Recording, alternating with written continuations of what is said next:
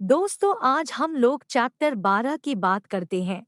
लेकिन आप please channel को लाइक करें और सब्सक्राइब करें। यह अध्याय अर्जुन द्वारा श्री कृष्ण से दो प्रकार के योगियों के बारे में पूछने और उनमें से वे किसे पूर्ण मानते हैं से शुरू होता है। वे जो निराकार ब्रह्मा की पूजा करते हैं या जो ईश्वर के साकार स्वरूप के प्रति समर्पित है। श्री कृष्ण घोषणा करते हैं कि भक्त उन्हें दोनों मार्गों से प्राप्त कर सकते हैं। हालांकि वे उन लोगों को सर्वश्रेष्ठ योगी मानते हैं जो उनके व्यक्तिगत रूप की पूजा करते हैं। 20 श्लोकों के इस छोटे से अध्याय में श्री कृष्ण इस बात पर जोर देते हैं कि भक्ति का मार्ग सभी प्रकार की आध्यात्मिक प्रथाओं में सर्वोच्च है। फिर उन्होंने अर्जुन को समझाया कि भगवान के अव्यक्त पहलू पर ध्यान करना काफी कठिन है। निराकार की आराधना का मार्ग देहधारी आत्माओं के लिए कष्टों से भरा है। दूसरी ओर जो भक्त उनके साकार रूप की पूजा करते हैं वे अपने सभी कर्म उन्हें समर्पित कर देते हैं और अपने मन और बुद्धि को सचेत रूप से समर्पित करके वे उसे प्राप्त करते हैं। ऐसी आत्माएं शीघ्र ही जीवन और मृत्यु के चक्र से मुक्त हो जाती है।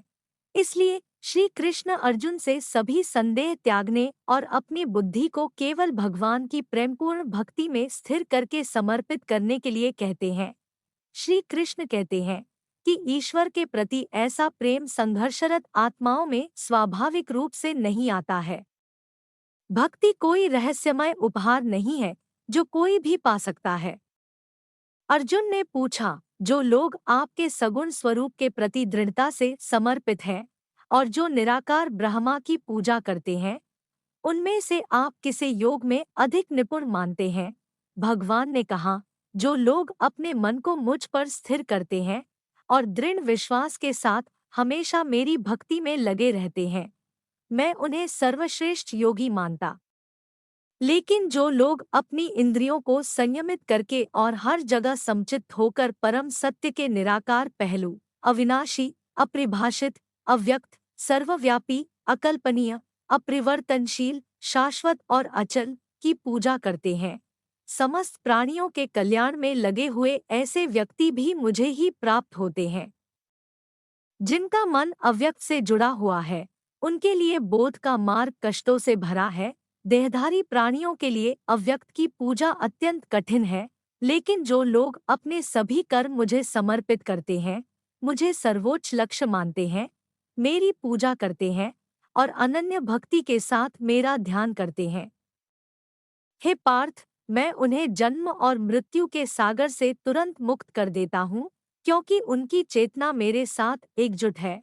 अपना मन मुझ में ही लगाओ और अपनी बुद्धि मुझे ही समर्पित कर दो, उसके बाद तुम सदैव मुझ में जीवित रहोगे। इसमें कोई संदेह नहीं है।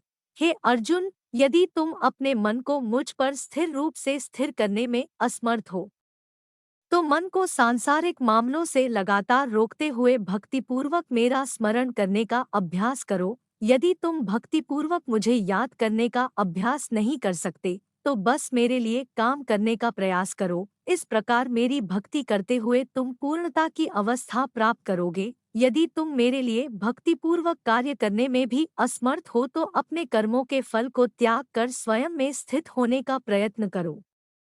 यांत्रिक अभ्यास से बेहतर है ज्ञान, ज्ञान से भी श्रेष्ठ है ध्यान, ध्यान से बेहतर है कर्मों के फल का त्याग, क्योंकि ऐसे त्याग के तुरंत बाद शांति मिलती है।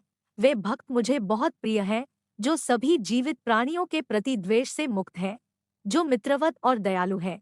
वे संपत्ति के प्रति आसक्ति और अहंकार से मुक्त हैं, सुख और संकट में संभाव रखते हैं और सदैव क्षमाशील हैं।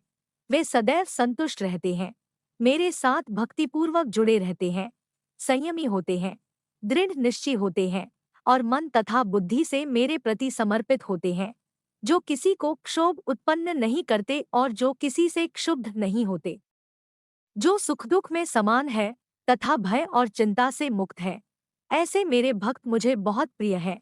जो लोग सांसारिक लाभ के प्रति उदासीन हैं, बाहरी और आंतरिक रूप से शुद्ध हैं, कुशल हैं, परवाह नहीं करते हैं, परेशान नहीं हैं और सभी उपक्रमों में स्वार्थ से मुक्त हैं, ऐसे मेरे भक्त मुझे बहुत प्रिय है, जो न तो सांसारिक सुखों में प्रसन्न होते हैं और न ही सांसारिक दुखों में निराश होते हैं, जो न किसी हानि के लिए शोक करते हैं और न ही किसी लाभ की लालसा रखते हैं, जो अच्छे और बुरे दोनों कर्मों का त्याग करते हैं।